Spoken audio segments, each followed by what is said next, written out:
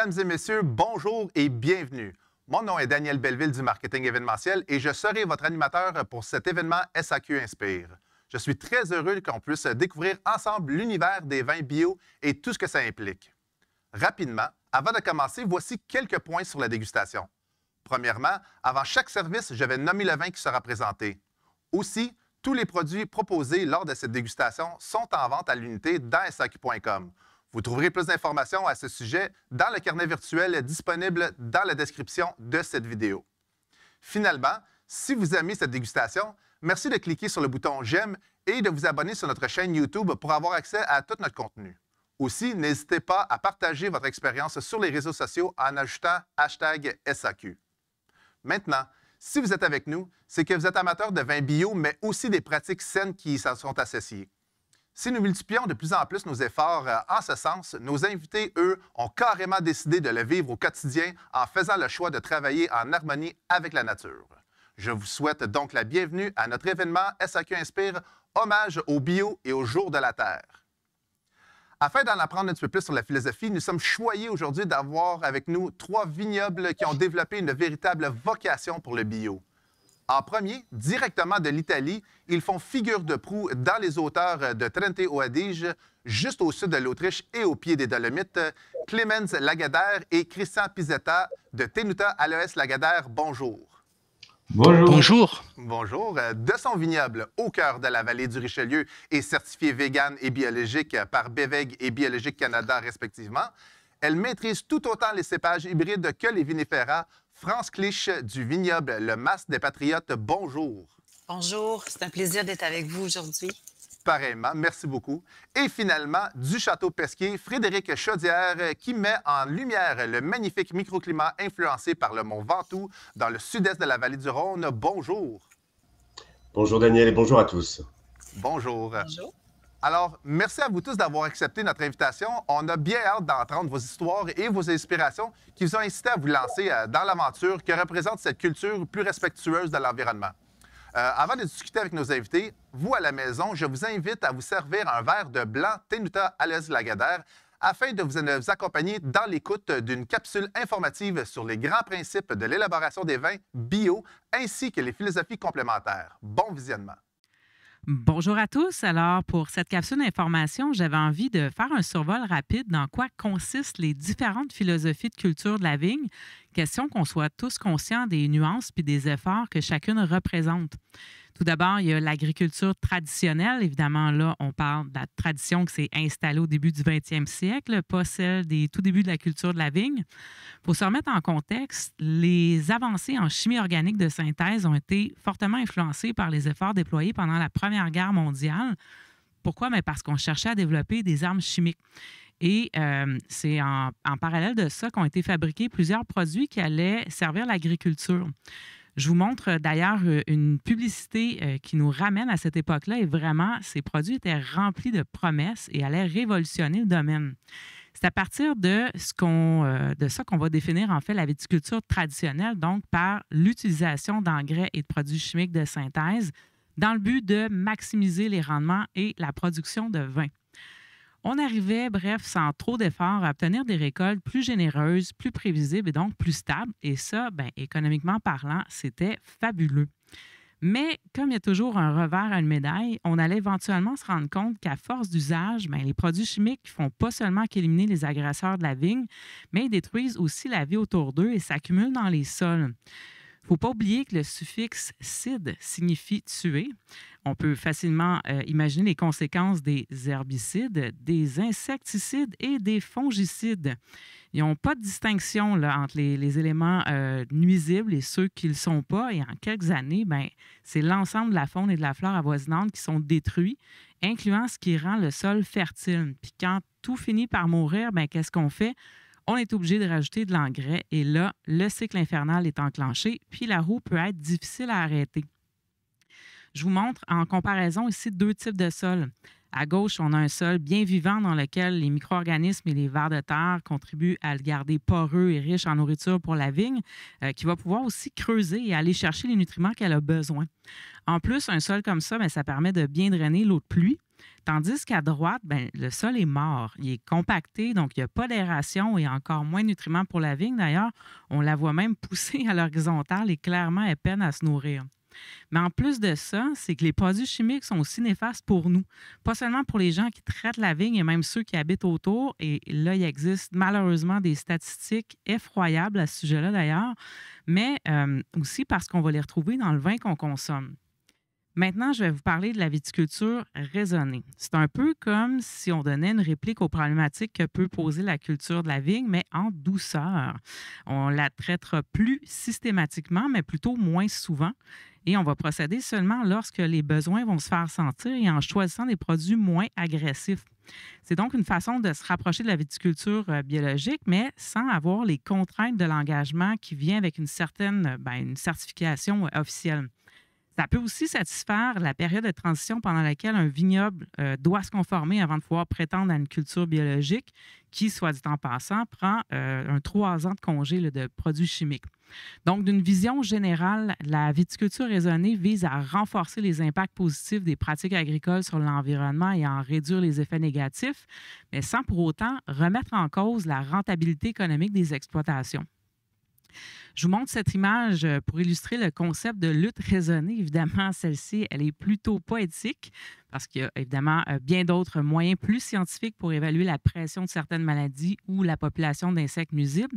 Mais le but des rosiers ici, c'est pas juste pour faire joli, c'est aussi parce que ils vont être moins résistants que la vigne face aux mêmes agresseurs. Or, donc, quand on voit que le rosier est en difficulté, c'est un signal qu'on doit être attentif pour éventuellement traiter le vignoble. Donc, vous voyez, ça permet de traiter seulement lorsqu'il y a nécessité. Et maintenant, pour la viticulture biologique, mais en quoi ça consiste précisément?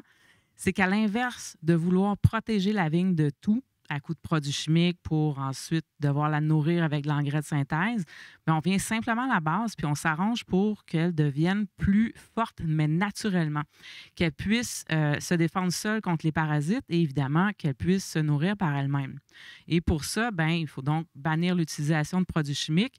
Et par toutes sortes d'astuces naturelles, on va arriver à entretenir la vie environnante et celle des sols qui contribuent à sa croissance et à son système immunitaire. On va toutefois quand même permettre l'utilisation du sulfate de cuivre puisqu'il est d'origine naturelle. Et pour votre information, c'est ce qu'on appelle dans le milieu la fameuse bouillie bordelaise. Donc, on l'utilise pour traiter les maladies qu'on dit cryptogamiques, donc qui impliquent des champignons comme le mildiou et l'oïdium.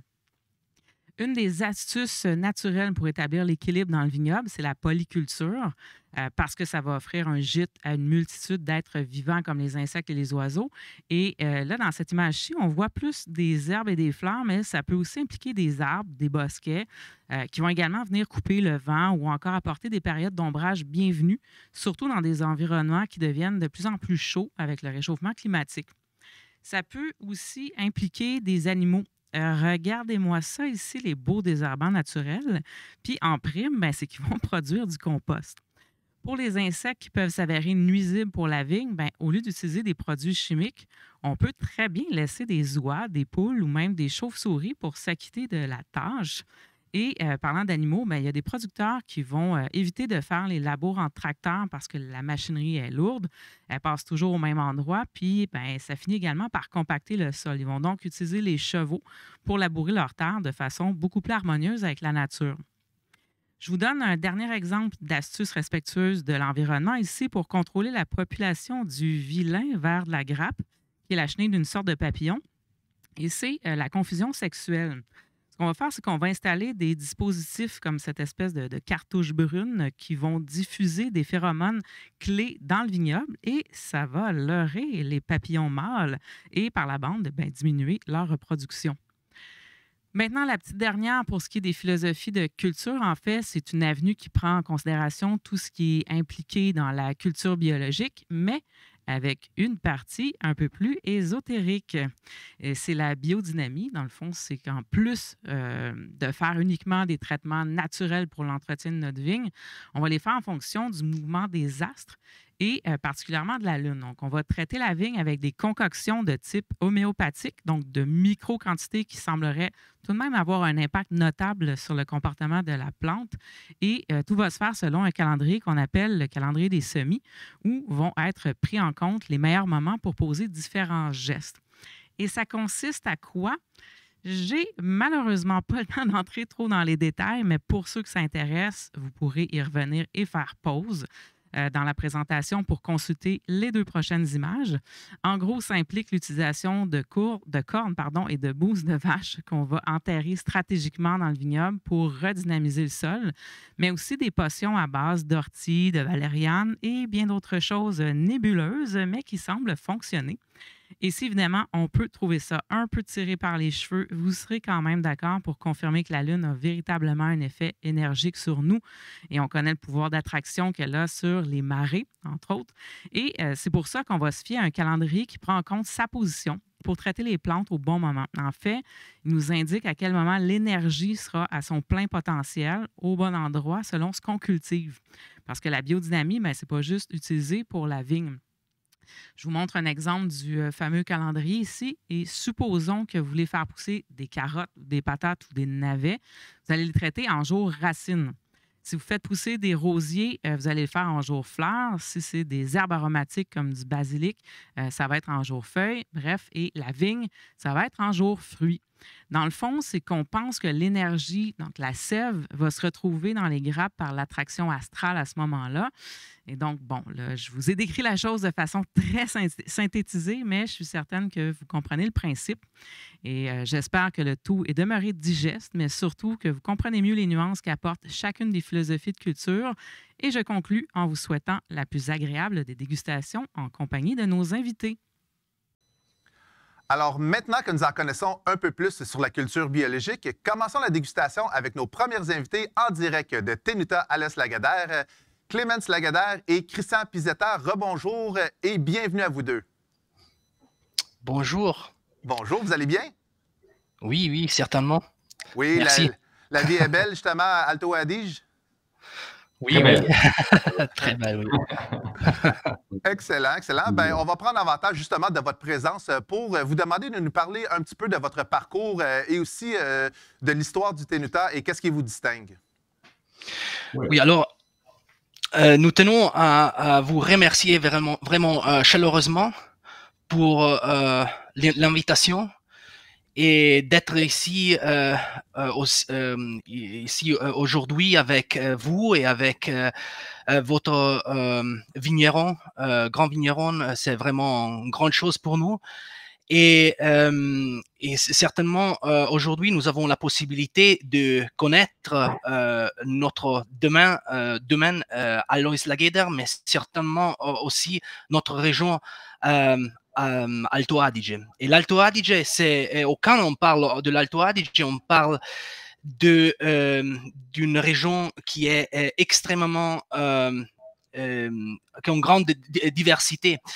Nous sommes dans la part la plus au nord de l'Italie. Nous sommes plongés dans les Alpes et cette petite région a été a appartenu à l'Autriche jusqu'à la Première Guerre mondiale. Ça veut dire qu'une grande partie de la population, à peu près 65%, sont de langue maternelle allemande ou autrichien. Seulement 25% sont de langue maternelle italienne. Après, nous avons aussi une petite autre langue qui s'appelle ladino et qui vient parler, ou qui est parlée dans 2 vallées de Dolomites et à peu près 20 000 personnes parlent cette langue. De point de vue climatique, c'est vraiment extrêmement intéressant de faire voir que dans la part la plus au sud de l'Alto Adige, nous avons un climat méditerranéen, car nous sommes très près du lac de Garde, que c'est le lac le plus important de l'Italie. Mais bien au nord de l'Alto Adige, nous avons les montagnes, les grandes montagnes, les Alpes, alors que nous avons un climat alpin. Aussi, quand on parle de la topographie, on parle de sol et on parle certainement du sol calcaire qu'on peut trouver dans la part la plus au sud de l'Alto Adige, mais on peut trouver aussi, par exemple, du sol d'origine volcanique, le porphyre, mais on peut trouver aussi de sol sableux très près de la rivière qui s'appelle Adige, mais aussi nous avons de la quartzite. Autre chose qui rend l'Alto Adige une région extrêmement spéciale est que nous pouvons travailler avec l'orographie différente, alors que par exemple quand on parle de viticulture, on peut avoir la viticulture à 200 mètres, mais on peut arriver jusqu'à 1300 mètres. Ça, c'est vraiment incroyable et c'est unique quand on parle de l'Italie. Et c'est aussi très intéressant en relation du changement climatique. Car à 1300 mètres, on a un climat complètement différent et des situations complètement différentes que dans le bas. Et bon, aussi, une autre diversité que nous avons dans l'Alto Adige, c'est la situation ampélographique. Nous avons 25 différents cépages. Car dans le sud, nous avons par exemple du chardonnay ou du pinot grigio, qui aujourd'hui nous vont connaître un peu mieux.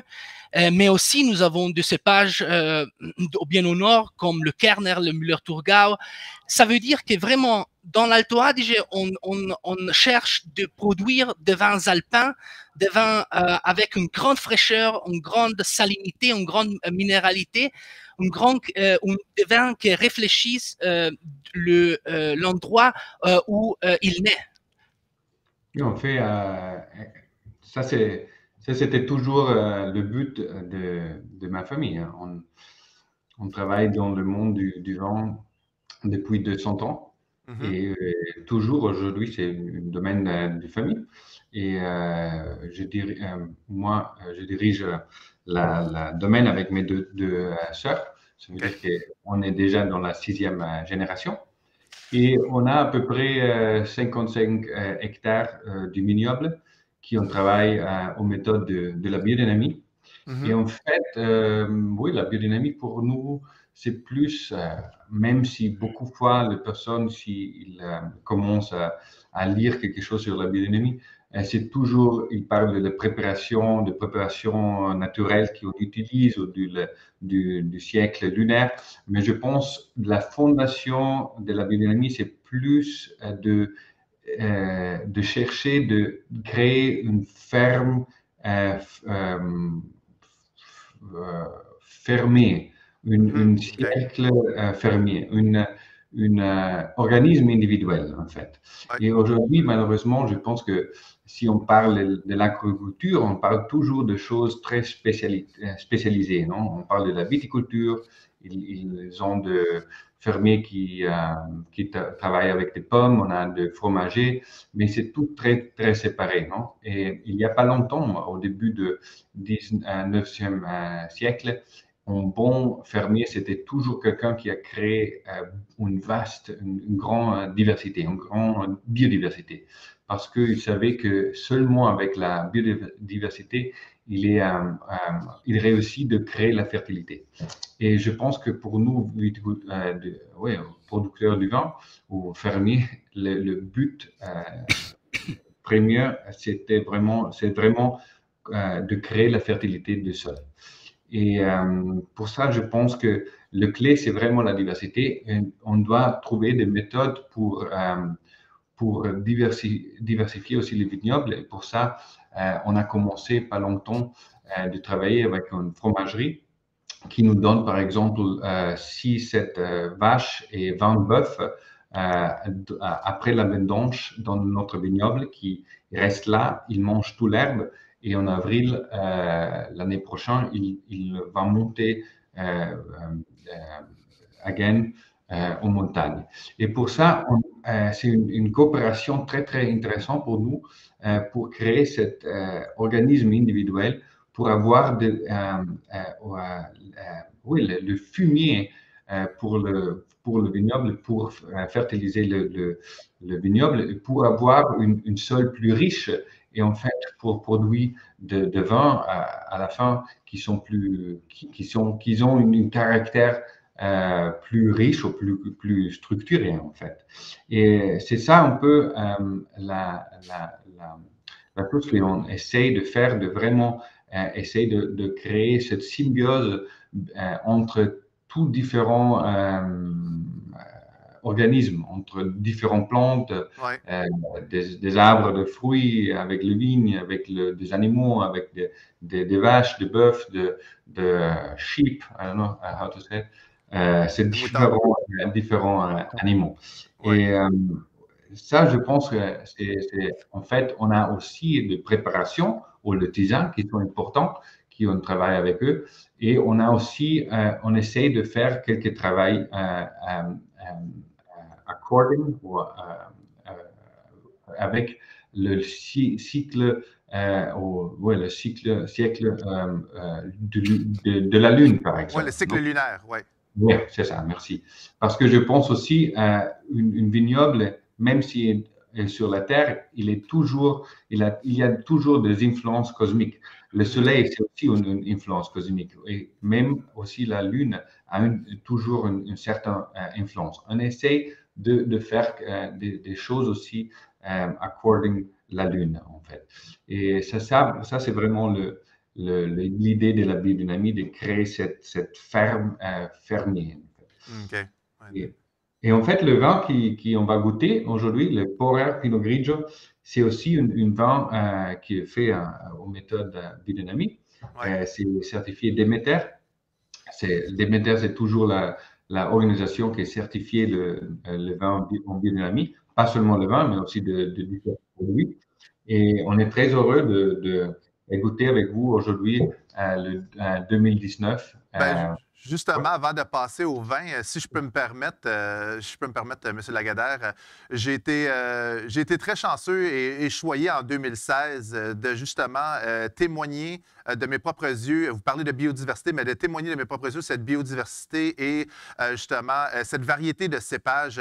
Lorsque j'ai pu visiter la région de Alto Adige avec un groupe, mais aussi de visiter directement votre vignoble Tenuta Ales Lagadaire, qui à mes yeux, ressemblait à un petit village médiéval et que, quand vous dites que c'était un réseau fermé et que vous gardez tout à l'interne, on a pu témoigner que vous aviez votre propre tonnellerie à l'intérieur du Tenuta. On voyait quelqu'un qui brûlait et confectionnait les tonneaux. Donc, c'était vraiment, ça semble être une région vraiment riche en biodiversité et, comme vous dites, en altitude avec vraiment toute une végétation en flanc de montagne. Les pommes, on voyait nécessairement des pommiers qu'on ne voit pas ici qui poussaient en hauteur, qu'on n'est pas habitué, nous, ici, à voir au Québec. Mais je suis sûr que toute cette biodiversité-là et toute cette culture biologique-là, comme vous dites, et biodynamique, on va le retrouver justement dans le premier produit qu'on déguste de la dégustation. Alors, pour les gens, vous à la maison, on commence avec l'Aloès Lagadaire Porer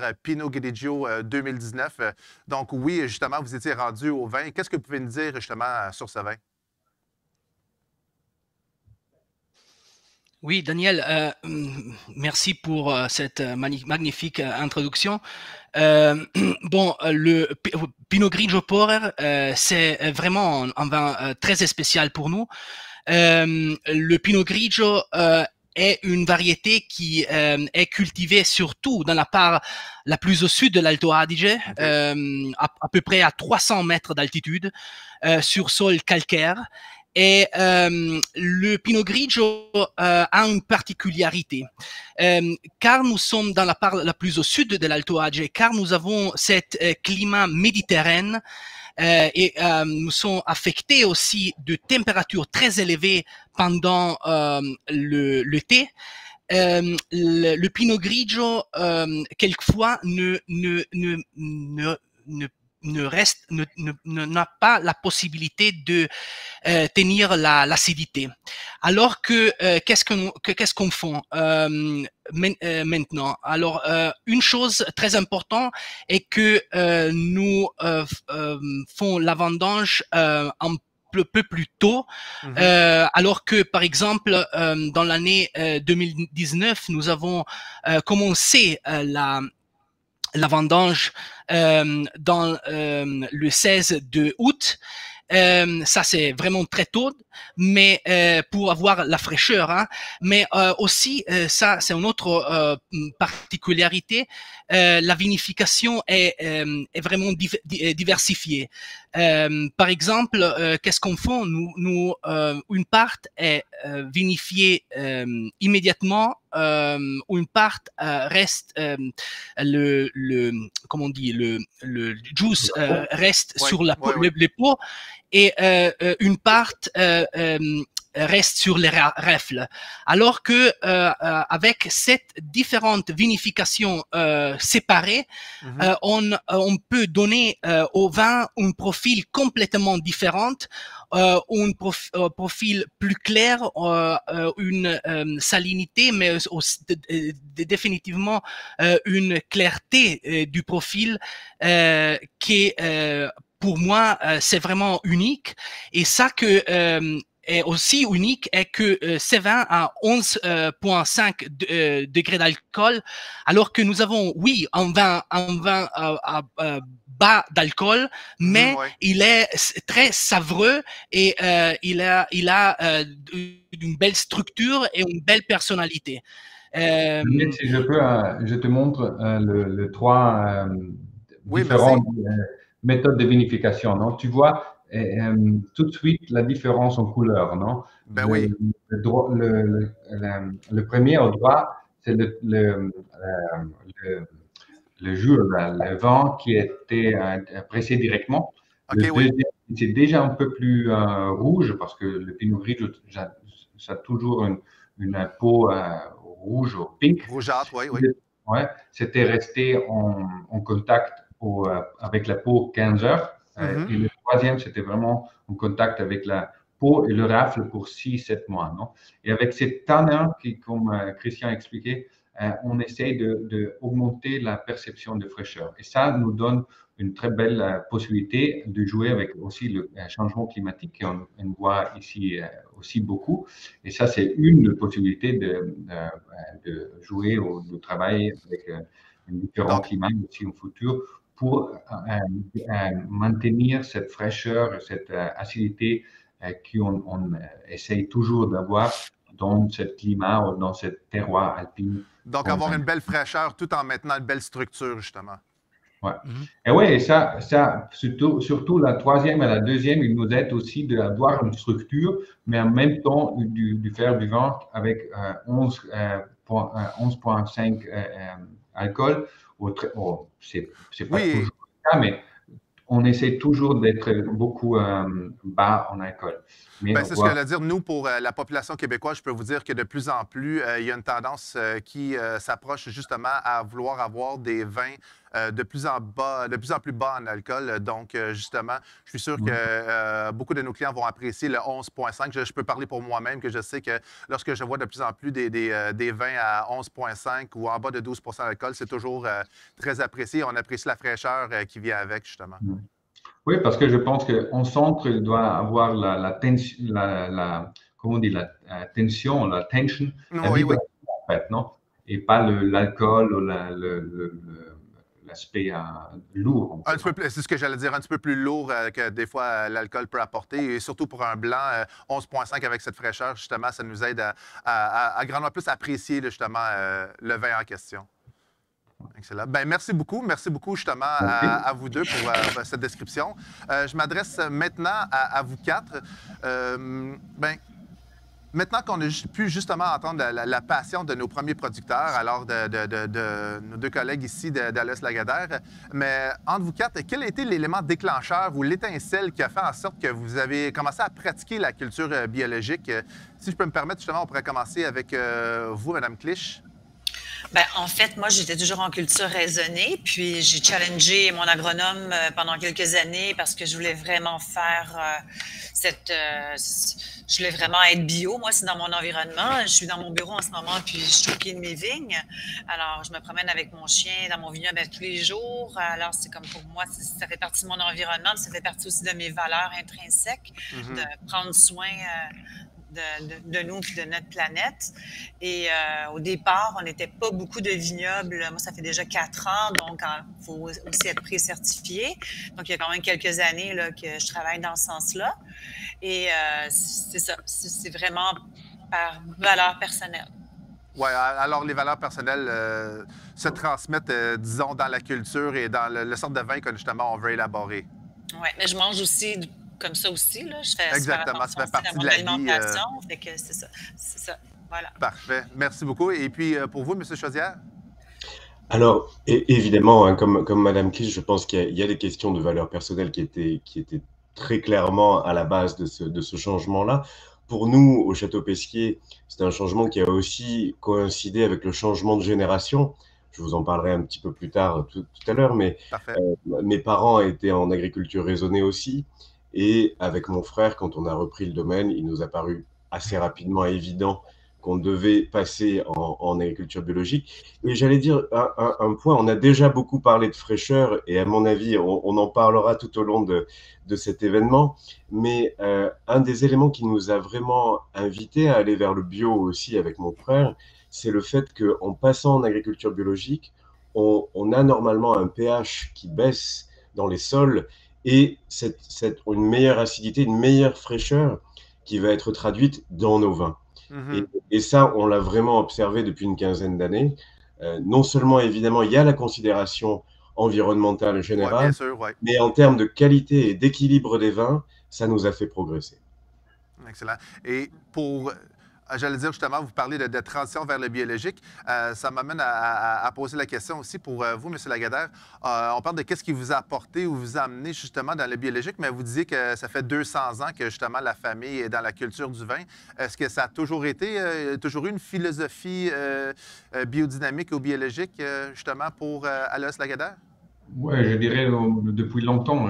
Ma grand-mère, elle a commencé de cultiver son potager en biodynamie dans les années 50, 60. Et comme ça, mon père est déjà un peu été né en fait avec la philosophie en biologie et biodynamie. Et c'est toujours une différence si on a un potager aux 55 hectares, non? Ouais. Mais quand il est entré dans le domaine, en 1974. 74, oui. Ah oui, merci. Il a eu toujours l'objet un jour de convertir tous les 55 hectares au biodynamie. Il a commencé dans les années 90 et il a converti tout le vignoble en 2004. D'accord, OK. Bien, c'est un petit peu comme Mme Clich et M. Chaudière disaient, c'est des valeurs personnelles. Donc, dans votre cas, le potager, c'est des valeurs personnelles qui, justement, veut pas, se traduit dans la volonté de vouloir culturer plus biologique. Bien, écoute, on en parle et ça semble simple, tout ça, mais vous avez dû rencontrer des enjeux ou des difficultés lorsque vous avez commencé, justement, que ce soit il y a 4 ans ou pour la certification, Mme Clich, ou que ce soit pour le potager ou, comme vous dites avec votre frère, M. Chaudière. Est-ce que vous pouvez nous conter un petit peu des enjeux que vous avez occasionnés au début? On pourrait y aller cette fois-ci avec M. Chaudière, justement. Alors, on a la chance dans le Ventoux et dans le sud de la vallée du Rhône, donc au Château Pesquier, d'avoir un climat qui est quand même assez propice au passage en bio. C'est-à-dire qu'on a nous aussi un climat plutôt méditerranéen, avec des influences alpines, hein, on en reparlera. Mais disons qu'entre le fait qu'on a peu de pluie et qu'on a le Mistral, ce vent qui sillonne la vallée du Rhône et qui vient du nord et qui donc sèche un peu nos vignes, on peut quand même reconnaître qu'on est dans un microclimat un peu béni des dieux pour passer en bio. Ceci dit, avec l'aléa climatique et surtout, j'allais dire, les épisodes de plus en plus extrêmes Ouais. qu'on affronte dans toutes les Un régions peu du monde. partout, ouais, c'est ça. Exactement. On s'est retrouvé, notamment par exemple le millésime 2018, à avoir tout d'un coup une pression de l'humidité, de la pluie, en particulier au moment de la floraison, donc un moment particulièrement stratégique et où la vigne est extrêmement fragile, à être totalement dépassée par la situation. Donc, on apprend évidemment, et ça fait partie de la magie de la bio, hein, que ça nous oblige à être plus précis chaque année. On s'adapte. Mais voilà, les conditions de 2018 ont été une sorte de crash test pour nous, où on a perdu une partie de la récolte, à cause en particulier de la pression du mildiou. Okay. Mais petit à petit, je dirais qu'on s'améliore et on apprend à faire face même aux conditions les plus extrêmes. Et pour vous, M. Pizzetta et Lagadaire, est-ce qu'il y a des difficultés que vous avez rencontrées ou des enjeux, je dirais, dans les débuts ou justement depuis 1974 ou 2004, mais aussi avec les changements climatiques? Est-ce que ça vous a apporté des difficultés ou des enjeux avec la culture biologique? Pour M. Pizzetta et Lagadaire, oui. Oui. Bon, je pense que nous avons un domaine très grand, hein, avec à peu près 53 hectares. Ça veut dire que c'est nous avons la plus grande difficulté, c'est d'avoir des personnes qui ont la sensibilité de travailler avec notre philosophie. Ça, c'est vraiment la chose la plus difficile, je pense. Clairement, le changement climatique touche toutes les régions viticoles. Hein. Clairement, qu'on soit biologique, qu'on soit en culture biologique ou non. Clairement, en Alto Adige, nous avons en moyenne de à peu près 800 mm de pluie par an, et ça c'est une grande chose, mais la chose la plus dramatique est, nous pensons aussi que la différence entre de températures extrêmement bas et après, nous avons des températures extrêmement élevées. Par exemple, le millésime 2019 était, nous avons eu une longue hiver jusqu'à le 15 mai. Je me rappelle qu'il neigeait. Et après, d'un jour à l'autre, nous avons eu 43 degrés. Alors que aussi, travailler en bio, en biodynamie, c'est particulièrement difficile, mais nous pensons que c'est certainement la rue ou la vision correcte, parce que nous voyons aussi que beaucoup d'autres vignerons dans l'Alto Adige ont, comment on dit, commence à travailler avec cette façon, avec cette philosophie, exactement. Bien, justement, vous dites de changement de température et on a parlé hors d'onde ou hors caméra un peu plus tôt avec Mme Clich. Je pense que, justement, sur ce sujet, elle peut très bien sympathiser et nous, au Québec, on peut très bien sympathiser avec les changements de température drastiques en dedans de 24 heures dans nos 2 saisons de transition, donc l'automne ou le printemps, où est-ce qu'on parlait qu'on peut avoir une journée, un 10 degrés Celsius et le lendemain, moins 20, qui donne quand même un changement drastique de 30 degrés Celsius. Alors, vous, Mme Clich, justement, c'est quelle sorte d'enjeux que vous avez nécessairement vécu dans la culture la culture biologique ici au Québec? Ben, en fait, moi, je prends ça avec beaucoup d'humilité là, à chaque année, parce qu'à chaque année, on ne sait pas ce qui va nous arriver ou ce qui va nous tomber dessus, honnêtement. Oui, c'est un défi. Je viens de terminer aussi une formation en biodynamie. Ça m'intéresse aussi beaucoup d'aller vers la biodynamie. J'imagine Alors, que vous pourrez avoir plusieurs questions pour justement ouais. Monsieur Clémence Lagardère, justement, il pourrait vous en dire gros sur Oui, le tout à sujet. fait. C'est Oui, ça. bon, Moi, le vignoble est jeune. Ce qui est difficile en partant quand on a des jeunes vignes, c'est que les altises, c'est les insectes qui viennent manger les feuilles tendres à la rosée du matin. Donc, c'est un peu l'enfer.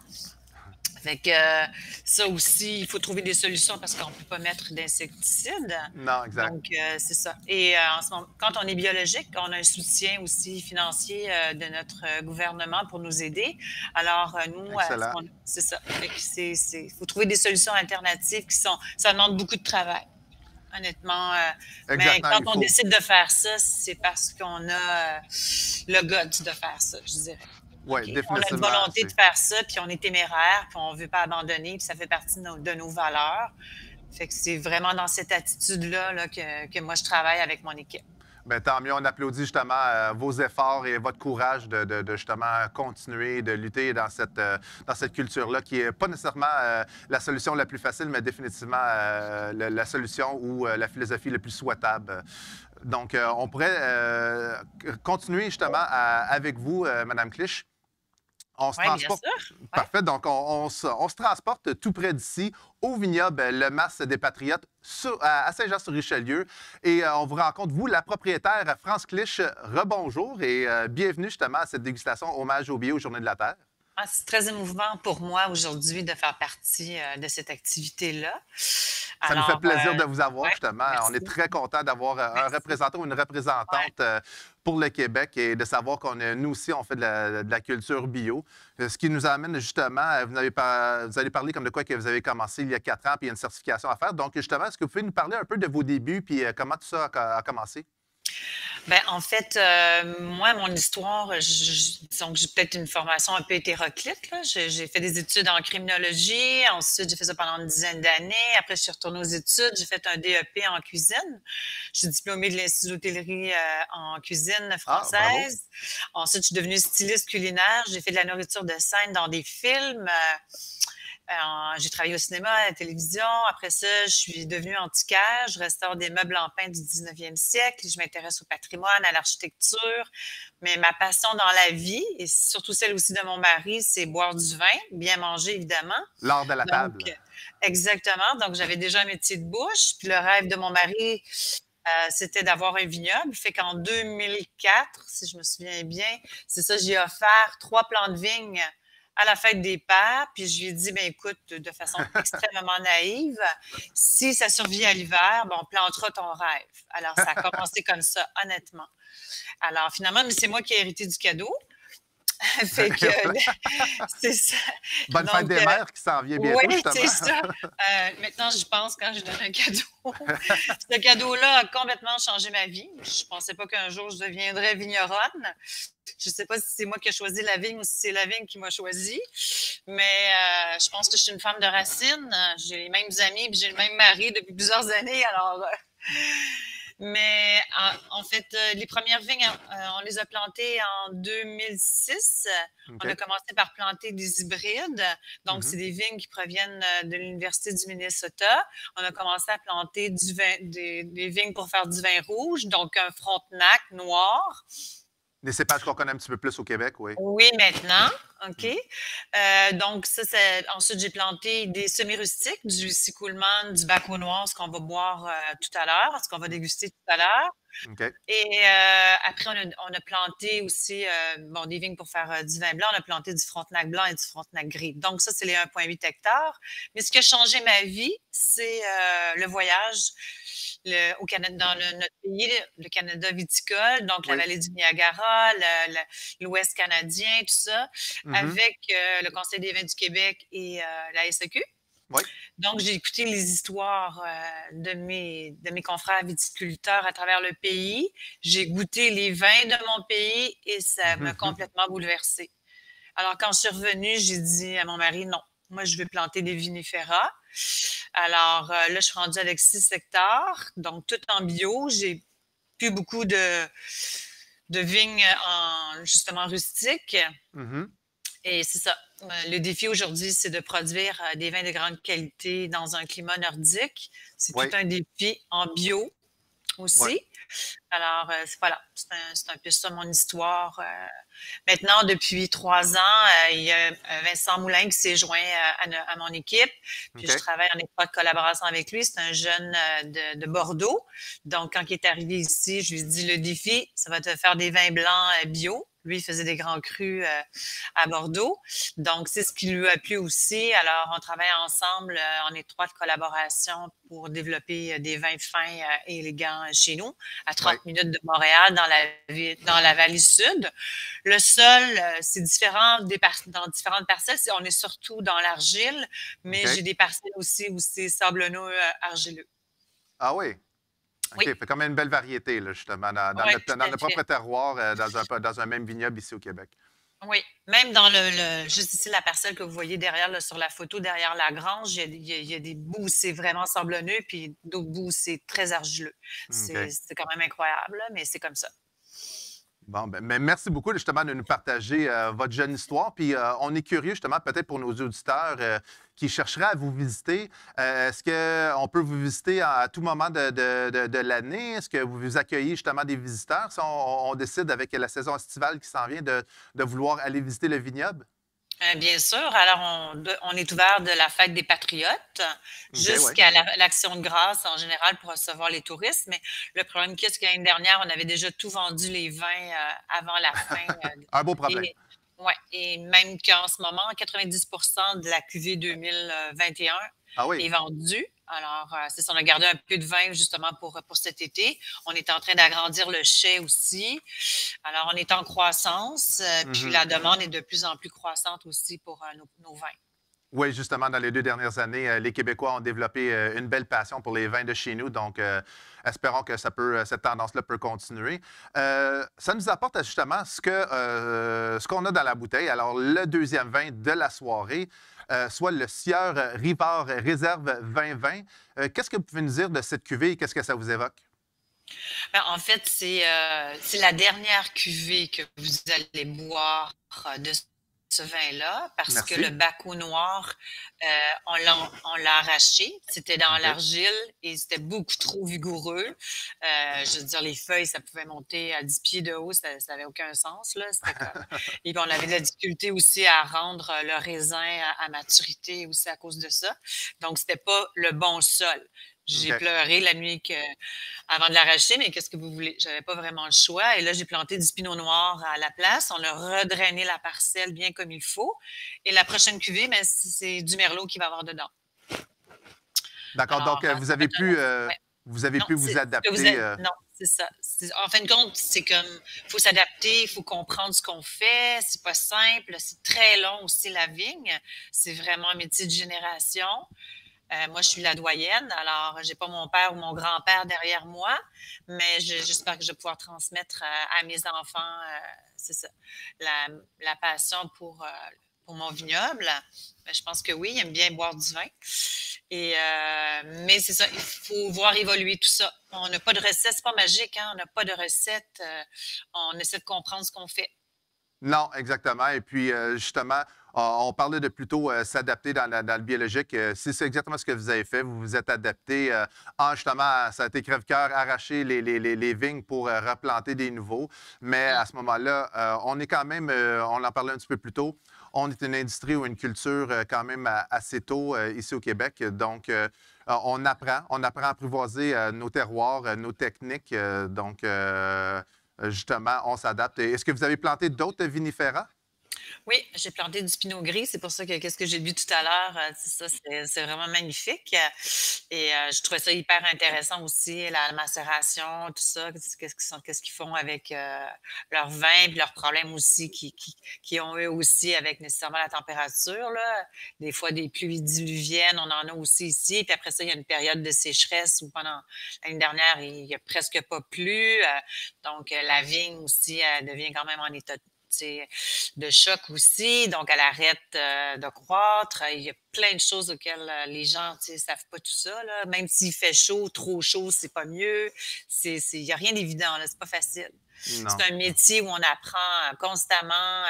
Plus on a l'impression qu'on sait des choses, plus on a l'impression qu'on sait rien du tout aussi. Qu'on en apprend, oui, exactement. Oui, c'est fascinant, mais c'est ça. Mais c'est l'agriculture aussi. C'est tout un défi. Oui. Ben, merci beaucoup, Mme Clich. Ça m'amène justement, on parlait de cépages, ça m'amène à ma prochaine question. Concernant les cépages, est-ce qu'il y a des variétés ou des cépages que vous avez rencontrés qui étaient difficiles à cultiver? Là, vous avez pas mal répondu à une question en partant. On s'est devancé sur la prochaine question, Mme Clich. Mais je commencerai déjà là avec quelques-uns de nos collègues, vu que vous avez en partie répondu à la question. Est-ce que vous, M. Chaudière, il y a des cépages que vous avez nécessairement essayé de cultiver que ils n'étaient pas... il ne s'apprêtait pas bien pour votre terroir, pour le bio? Alors, effectivement, on a des cépages qui sont plus sensibles. En fait, ce qu'il faut se dire, c'est que globalement, dans le bio, les deux produits qu'on peut utiliser pour essayer de maîtriser un petit peu la pression de la maladie, c'est le cuivre et le soufre.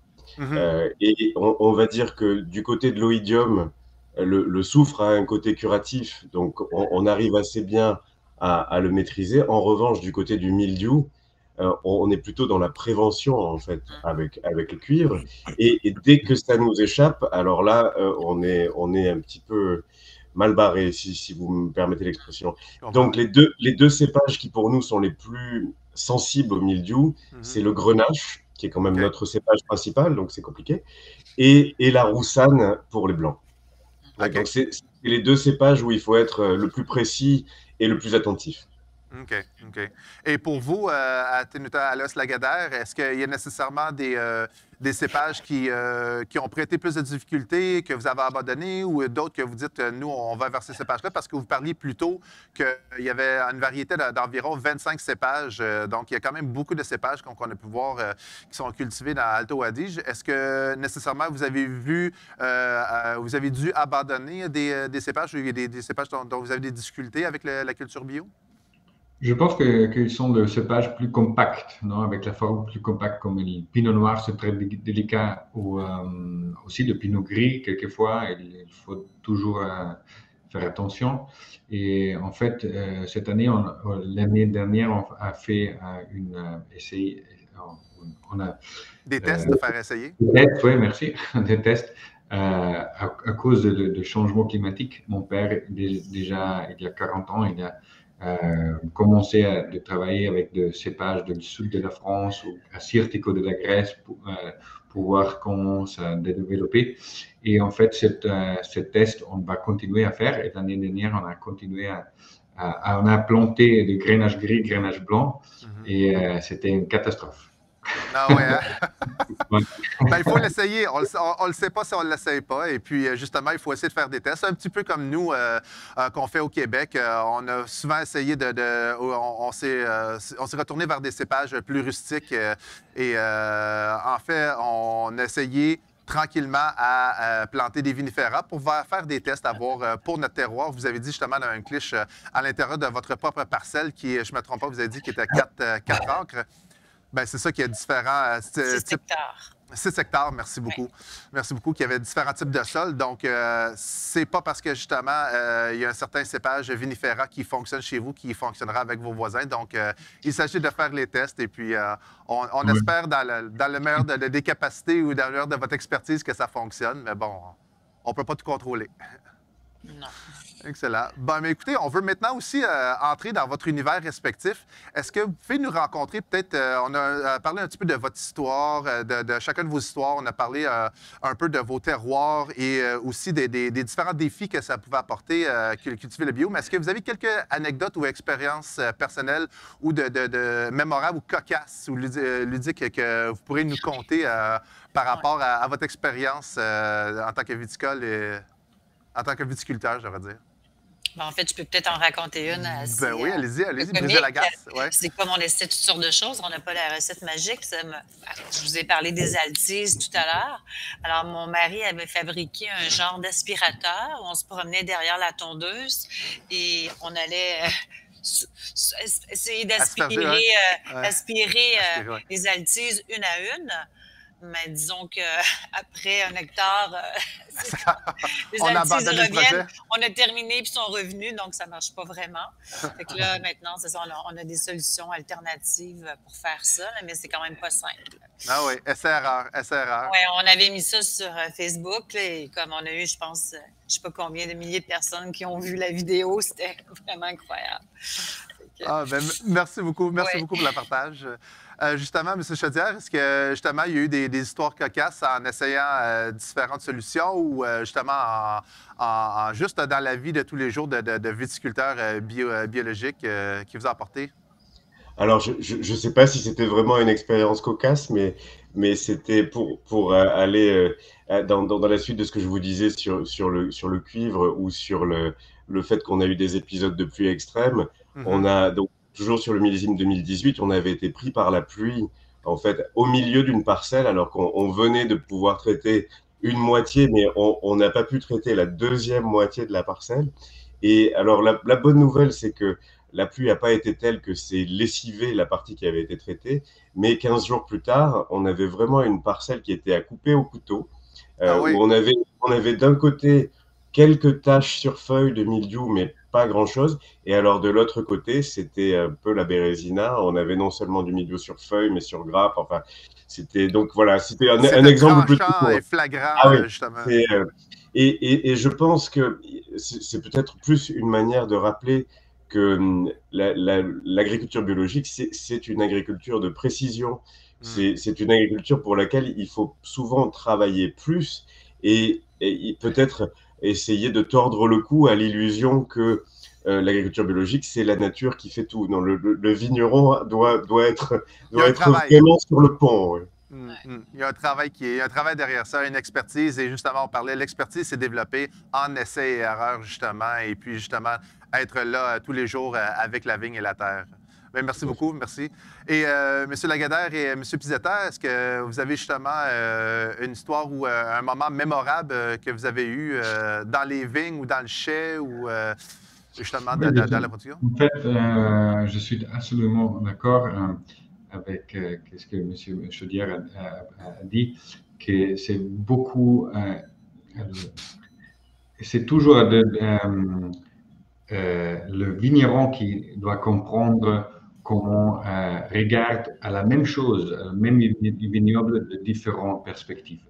Et ça, on a vu que quand on a commencé avec la biodynamie en 2004, quelques années après, on a eu que Ponte Canet, par exemple, il a déjà travaillé avec des chevals et on a pensé qu'on a besoin de cheval aussi. Et on a toujours pensé, OK, on va acheter deux chevals et on va faire, je ne sais pas, élaborer le sol, et, cut the grass, or how do you say it? Oui, couper le gazon. Ou faire différentes choses. On a toujours pensé, OK, ça, on veut faire avec le cheval. Et on a acheté le cheval et ils sont arrivés. Et ils sont des chevals énormes, non?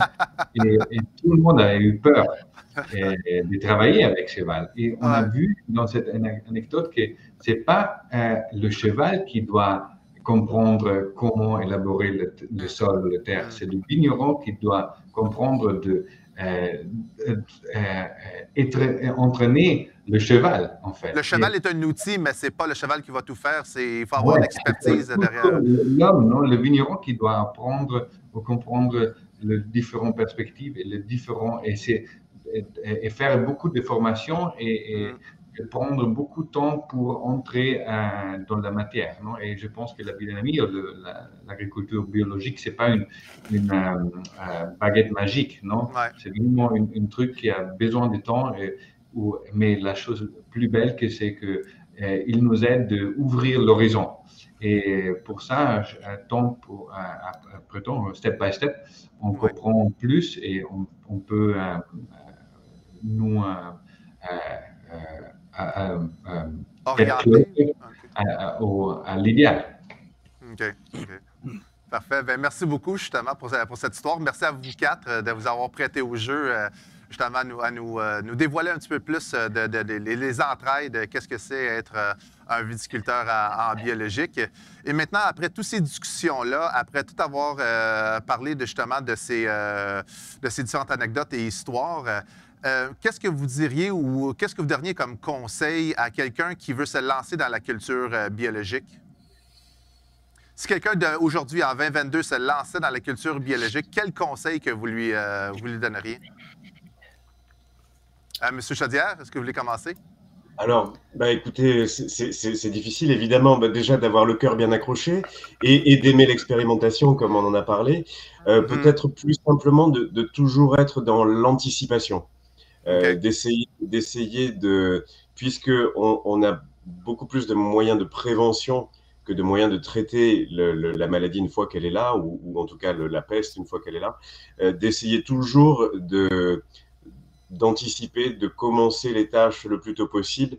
Il vaut mieux traiter peu en amont que beaucoup plus tard, et en plus, en général, ça marche beaucoup moins bien. Avoir une proactivité, puis justement être toujours une étape en avant et essayer le plus possible de voir les choses venir avant qu'il soit trop tard. Tout à fait. Excellent. Madame Clich? Je suis tout à fait d'accord avec ce que vous dites. C'est l'essentiel, hein, parce que nous, on ne fait que prévenir, on ne peut pas guérir. On n'a pas de traitement pour traiter les maladies. Alors, mais c'est ça. Il faut être téméraire. Téméraire, ça, on parlait de courage plutôt et téméraire. Est-ce que vous partagez justement ces mêmes propos, M. Lagardère et M. Pizzetta? Quelqu'un qui se lance aujourd'hui, en 2022, dans la culture biologique, quel genre de personnalité ou de caractère on doit avoir comme vigneron pour se lancer dans la culture biologique? Oui, just do it. Je pense que c'est avec... L'essayer, comme vous avez dit, se mouiller, l'essayer. Oui, c'est avec tout dans notre vie. Non? Si on veut être un joueur en hockey au foot, je dois avoir patience, on doit faire des formations, on doit investir de temps, de l'argent. Il y a toujours le risque que je ne peux pas jouer dans la première ligue. Mais c'est avec tout dans la vie. Mais aussi la biodynamie, je pense qu'il faut avoir beaucoup de patience, beaucoup de temps pour aussi au début investir de l'argent, de faire des investitions. Ouais. Mais oui, just do it. Comme n'importe quoi dans la vie, il faut commencer quelque part. Donc, savoir qu'on se lance, et on le fait et avoir, comment je pourrais dire, une certaine patience. Savoir que ça se peut que ça n'arrive pas tout de suite, mais avoir une patience et un courage de continuer et à suivre sa passion et ses valeurs, justement, et pas dévier de ses valeurs quand on veut rester dans une culture biologique. Merci beaucoup. Merci. Nous sommes maintenant rendus justement à notre dernier producteur du Château Pesquier. Alors, M. Frédéric Chaudière, que vous avez tous eu le plaisir d'entendre depuis tantôt. Alors, rebonjour, M. Chaudière, et bienvenue encore une fois de plus. Merci beaucoup. Rebonjour à vous tous.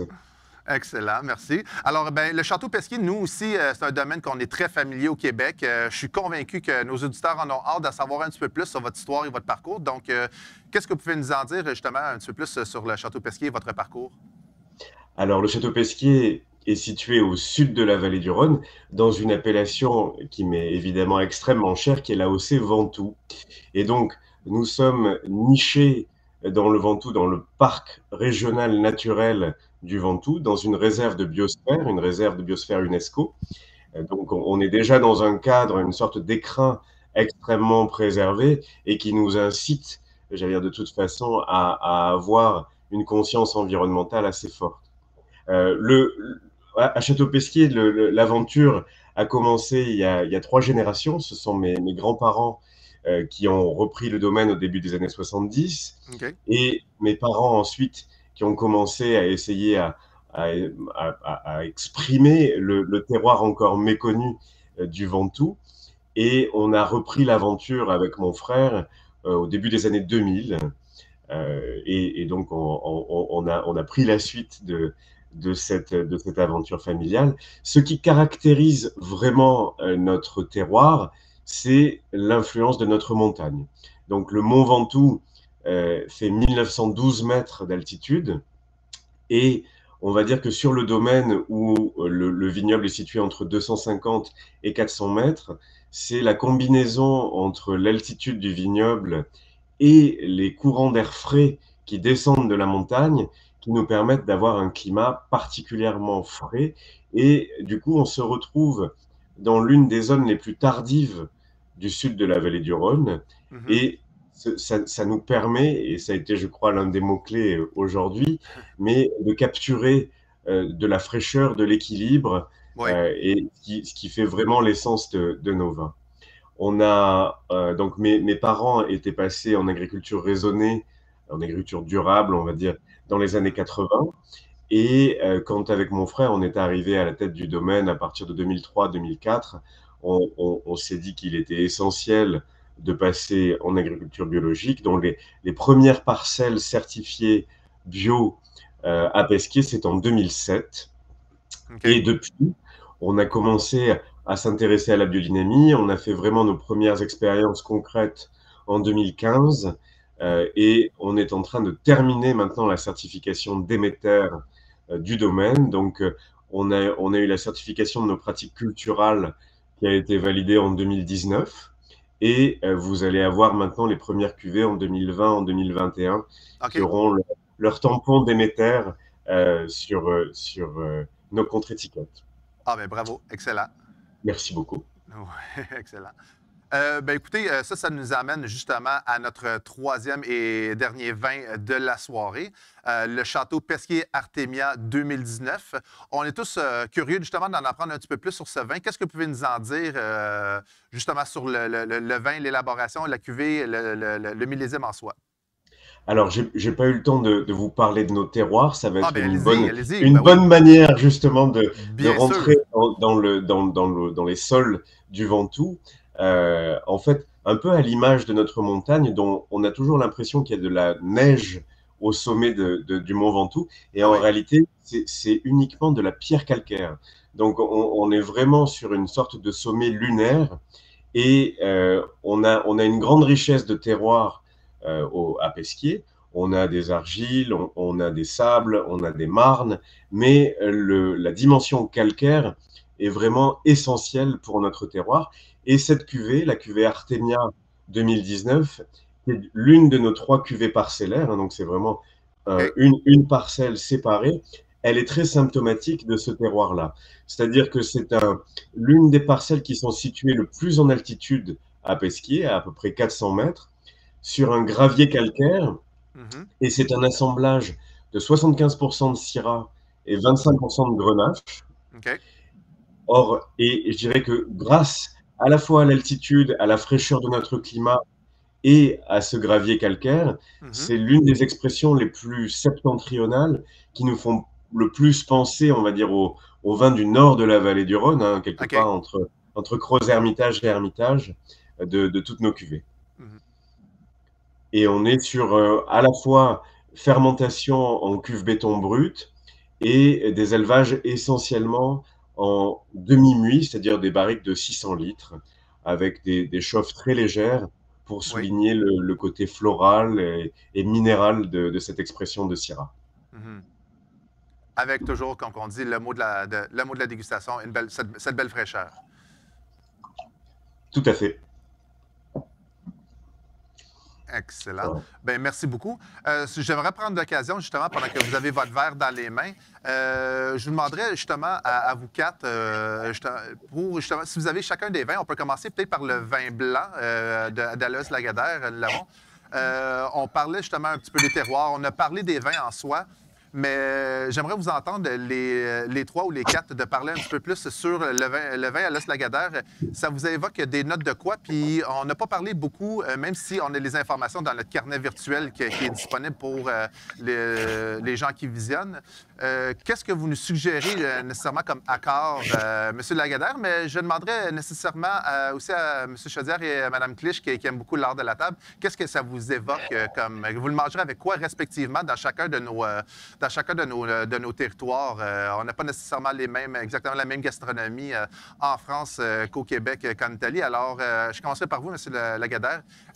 Qu'est-ce que vous évoquez comme note dans le vin et qu'est-ce que vous suggérez nécessairement comme accord mets et vins? Bon, ça, c'est trop difficile. Christian, tu veux... Allez-y, M. Pizzetta. Mais bon, je pense que ces vins peut être bu avec différentes plats, sûrement plats traditionnels de cette région, comme par exemple le knödel, qui sont de balles faites ou de fromage ou avec le speck, mais certainement aussi on peut goûter ce vin avec du poisson et nous avons la troute par exemple ici. Oui, truite. C'est certainement une poisson qui est très connu dans cet endroit, mais certainement car il a une grande minéralité aussi, une grande salinité. Je pense que on le peut boire aussi sans manger quelque chose. Alors, je pense à soi seul, le vin se déguste très bien en apéro ou justement dans cette période estivale qui s'en vient. Je pense que c'est un vin gastronomique, mais on peut, je pense aussi, l'apprécier sans manger rien, oui. Juste avant qu'on passe à nos deux autres collègues, vous avez parlé au début il y avait un nom d'un boule de fromage. Le fait justement d'être en différé, en pré-enregistrement, justement, nos visionneurs ou nos auditeurs vont pouvoir justement payer sur pause et aller faire une recherche s'ils veulent se lancer dans l'aventure d'essayer de recréer ce plat-là. Mais comment on appelait ça, ce boule de fromage que vous parliez? C'est knödel. Knödel? OK, voilà, knödel. Parfait. Alors, à nos claviers. L'autre plat typique qui marche aussi avec le vin, c'est Schlutzkrapfen. Schlutzkrapfen? Oui. Ils font le ravioli avec de l'épinard. Ouais. OK, oui. Le ravioli. Avec du beurre. Avec du beurre, Ah, et voilà. Moi, j'apprécie sa rondeur, son côté gras. Alors, si peut-être le côté nordique, j'irais peut-être avec un saumon. Donc, c'est un poisson gras, fumé ou pas. Puis aussi, certainement aussi avec des fromages, c'est ça. Avec gras, nos fromages, justement, nos fromages du Québec. Ou des pétons poêlés avec une sauce à la crème, avec un petit peu le petit côté amande, avec du poivre rose. C'est ça, je pense que ça serait très bon, là. Merci beaucoup, Mme Clich. Merci. Et vous, M. Chaudière, qu'est-ce que ça vous inspire, justement, le Pinot Grigio d'Alois Lagardère?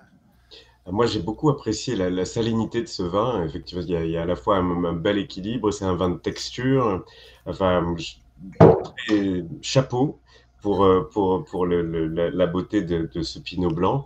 Alors, très difficile d'ajouter ma part à la liste des associations qui a déjà été longue et appétissante. Alors, moi, j'allais dire de manière assez traditionnelle, j'aurais sans doute été sur effectivement peut-être un poisson avec un beurre blanc et qui réponde un petit peu à ces notes salées et légèrement citronnées. Ben, c'est parfait, justement, d'avoir une unanimité. Comme ça, on est bien guidé, justement.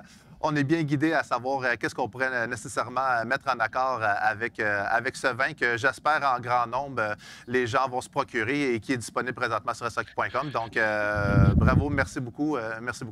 Si on passait justement ensuite à Mme Clich, justement, avec votre vin, le Sieur Rivard, qu'est-ce que vous direz comme les notes de dégustation, premièrement, et ensuite, quel accord feriez-vous? Bon, en fait, c'est un vin d'assemblage, comme j'expliquais tout à l'heure. Donc, c'est du Lucie Kuhlmann. C'est un cépage qui était cultivé originalement en Alsace au 19e siècle, qui maintenant est cultivé ici au Canada et aussi dans le Rhode Island, dans l'État de New York. Donc, c'est principalement 75 25 avec du Baco noir. Oui. Donc, on fait une macération pas trop longue à froid parce que déjà, les cépages sont très, très teinturiers. La peau est très, très intense. Donc, on obtient une très, très belle couleur très rapidement. Oui. Au nez, on est sur plus des fruits noirs, la mûre, le cassis. Le Lucie Coleman, c'est un cépage très hâtif. C'est celui qui débourre le premier au printemps. Okay. Donc, on le récolte, c'est celui qu'on récolte en premier. Baco noir, c'est beaucoup plus long. On va le récolter en octobre et on fait un assemblage, c'est ça, après. Là, voilà. Et donc, justement, la bouche, en bouche et puis ensuite pour l'accord, qu'est-ce que vous nous suggérez? Excusez-moi. La bouche est fidèle au nez, donc on est vraiment, c'est ça, sur les fruits noirs. Pour l'accord, bon, les tanins sont légers, sont souples. On est quand même au Québec, là. Les tanins proviennent surtout du Baco noir. Donc, je dirais des brochettes de poulet grillées. Je pense que ça pourrait très bien aller avec ça. Avec la saison estivale qui s'en vient, c'est parfait. Oui, c'est ça. Excellent. Donc, le vin, c'est ça, c'est facile à boire, c'est très digeste. C'est ça. Aussi, il y a une belle fraîcheur. L'acidité est présente, mais c'est pas à 6,3 à peu près. Donc, c'est vraiment facile, c'est ça. C'est le fun à boire. Voilà. Parfait.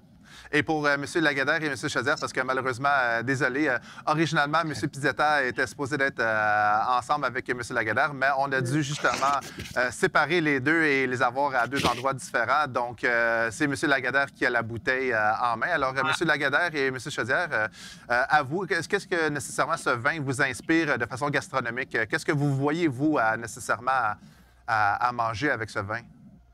En fait, c'est un vin que j'aime beaucoup parce que, comme Mme Cliché a dit, qu'il a cette fraîcheur, mais en même temps vraiment une belle structure. Et moi, je pense qu'avec cette côté de fruits, mais en même temps cette fraîcheur, ça peut fonctionner avec quelque chose. Moi, je suis végétarien, comme ça, je dois trouver une plat végétarien. Mais avec quelque chose, même des radicchio, peut-être, une lasagne de radicchio, peut-être. Ah oui. Excellent, excellent. Merci, justement. Ça nous met l'eau à la bouche. Et M. Chaudière? Écoutez, moi, j'ai beaucoup apprécié aussi ce fruit très croquant. Hein, je crois qu'il fait écho à ce qui a été dit. Et nous, comme on est vraiment au carrefour entre le sud de la vallée du Rhône et la Provence, j'avais aussi envie de l'associer plutôt à un plat végétarien, donc peut-être à une ratatouille chez nous. Donc vraiment un mélange d'un peu toutes nos saveurs végétales locales. À cause de la tomate? Voilà, avec ce côté aussi salin. Avec la tomate, le côté salin avec la tomate. Oui, OK. Ouais, je suis d'accord. Excellent. Excellent, excellent. Bien, merci beaucoup une fois de plus. Et on va terminer justement avec le Château Pesquier Artemia 2019. Quel genre de notes et ensuite les accords que vous voyez nécessairement prendre avec ce vin? Alors, cette expression, donc vous savez qu'on est majoritairement sur de la Syrah, sur cette Artemia du Château Pesquier 2019. Oui. Et on a un côté à la fois très floral, très violette, presque un peu graphite, aux limites du menthol et de la réglisse. En bouche, en revanche, on a beaucoup plus de structure, de tanin. Hein, c'est un vin qui a quand même un grand potentiel de garde. Alors, en termes d'association, pour rester là aussi local, nous, on n'a pas beaucoup de viande dans le Ventoux, mais on a l'agneau. L'agneau de Sisteron en particulier, qui n'est pas très loin de chez nous. Ouais. Et sur des gigots d'agneau, je pense qu'on aurait un bel accord et peut-être même à aller vers des gibiers. Mais là, je vous laisserai plutôt y réfléchir pour des associations qui soient plus québécoises dans ces cas-là que provençales. Et on pourrait justement enchaîner avec Mme Clich, justement, agneau et gibier du Québec. C'est parfait avec ça. Oui, vous le voyez, c'est ça. Excellent, excellent. Alors, à nos bouchers locaux. Et finalement, M. Lagardère? Moi, je pense que j'allais plus vers quelque chose grillé. Grillé. On À dit côté grillé? de fumer, On peut fumer, oui. Ça Ouais. peut être vraiment intéressant pour On est très, disons pour ici, la population québécoise, on est très enclin vers le barbecue et le grillé. On prend grandement avantage, disons, de nos saisons estivales et même quelques-uns d'entre nous, incluant moi, je tiens mon barbecue ouvert à longueur d'année. Donc, et voilà, si on est capable de griller ou de fumer, qui est vraiment une tendance aussi dans les dernières années, pourquoi pas. Merci beaucoup. Il faut toujours Ben, faire attention à la marinade. Oui, ah, oui, oui. C'est ça. Parce que Et c'est voilà, comme viande et grillée, voilà. ça va, mais c'est Ouais. comme plein de sucre et tout ça, ça dépend, là. Faut faire Et d'où attention à pourquoi, ça. lorsqu'on va voir notre conseiller en vin à notre succursale près, ils vont vous demander, on dit quelle viande Ouais, c'est qu'on ça. mange, ils Ouais. vont souvent poser la question, est-ce que justement il y a une marinade ou autre, parce que c'est pas la viande seule qui va justement déterminer l'accord. Non, Merci tout à beaucoup. fait, c'est ça. Merci pour ce OK, point, ouais. Mme Clich. C'est important. Bien, merci beaucoup à vous quatre. Bien, le temps file, puis on est déjà rendu à la conclusion de l'événement. Avant de terminer, je tiens à mentionner que vous pouvez procurer les vins du coffret sur SAQ.com, de même que les autres vins de nos invités. Aux participants, merci d'avoir été des nôtres. Et si vous avez apprécié ce moment, nous vous invitons justement à vous abonner dès maintenant à notre chaîne YouTube et de cliquer sur le bouton j'aime. À nos invités d'honneur, grâce à vous, cette dégustation virtuelle a permis à nos membres de découvrir votre passion, mais aussi d'excellents produits en votre compagnie. Un accès privilégié que ce formule, en tout cas, nous permet d'orchestrer à travers ou à la grandeur de la province et peut-être même plus. Donc, aussi, personnellement, je tiens à vous remercier et au nom de l'SAQ pour votre généreuse présence, mais aussi pour la différence que vous apportez à notre planète via les efforts dans une viticulture respectueuse de l'environnement, en espérant que le mouvement continue d'inspirer et d'en inciter plusieurs autres à suivre cette voie. Donc, pour commencer, M. Lagardère et M. Pizzetta, on débute justement le mot de la fin avec vous. Oui, je veux remercier tout le monde pour l'invitation et j'espère, désolé pour mon français, j'espère que C'est excellent. expliquer tout. Et non, je vous peux seulement inviter chez nous. J'espère que vous pouvez venir en Aduanige une fois. Parce que c'est vraiment une région atypique pour l'Italie, avec cette mix de différentes cultures, différents climats, différents types de sols. Et c'est un grand plaisir d'avoir vous une fois chez nous. Et, ouais. Excellent. Merci. Pour moi, c'était une grande possibilité aujourd'hui de rencontrer deux grands viticulteurs de deux régions complètement différentes et d'écouter aussi des histoires qui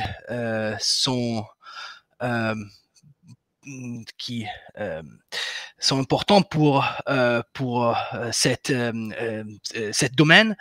Et malheureusement, je ne peux pas goûter le vin, mais j'espère d'aller un jour à Québec ou aussi sur le Mont Ventoux, dans cette région, et goûter le vin. Et je voudrais aussi remercier vous, Monsieur Daniel, parce que c'était vraiment un grand événement, une grande possibilité pour nous d'expliquer un peu Alois Lageder et notre région. Alors que merci vraiment beaucoup pour votre effort et c'était super. Merci.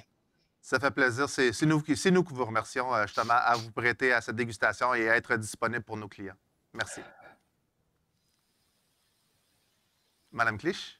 Ben, en fait, moi, je pense qu'on vous a concocté un repas gastronomique avec nos 3 produits ensemble. On a l'apéro, on a l'entrée avec mon vin auquel on pourrait concocter une salade hyper intéressante, comme nous a dit notre confrère. Et à la fin, avec la viande grillée pour aller avec ce magnifique vin rouge-là. Et pour moi, c'était très touchant de pouvoir partager c'est ça, ma passion avec des gens qui sont loin de chez moi, puis de m'avoir permis justement de pouvoir parler des produits du Québec, d'ici, du travail énorme des vignerons, puis de la passion des vignerons d'ici. Et c'est important pour moi de mentionner aussi que mon vin est IGP, donc c'est l'AOC du Québec, Indication géographique protégée. Donc, c'est 100% un produit d'ici. Ce qu'on avait oublié de mentionner au départ, parce qu'il y a, il y a une AOC au Québec, c'est l'IGP. C'est super important de pouvoir mentionner que plusieurs viticulteurs d'ici prônent l'authenticité. Alors, pour moi, c'est une valeur essentielle. Être bio, c'en est une, mais d'être authentique, c'en est une autre. Daniel, merci. À mon tour de vous remercier, de remercier tous les vignerons avec qui on a pu partager nos expériences, ces dégustations. Donc, je vois que c'est un événement SAQ Inspire. Et il me semble que cet événement porte extrêmement bien son nom et qu'il a pu nous inspirer à la fois entre vignerons et puis j'espère avec tous les gens qui auront suivi cette dégustation. Donc, merci de nous avoir fait voyager et de nous avoir permis de partager aussi notre passion pour le vin, notre passion pour nos terroirs et pour l'agriculture biologique. J'espère avoir le plaisir de revenir vous voir au Québec prochainement. Ça fait évidemment plus de 2 ans que j'en ai pas eu le loisir. Et puis j'espère aussi pouvoir vous recevoir dans le Ventoux. Hein, on vous y attend. Venez nous voir et on vous attend les bras ouverts au Château Pesquier.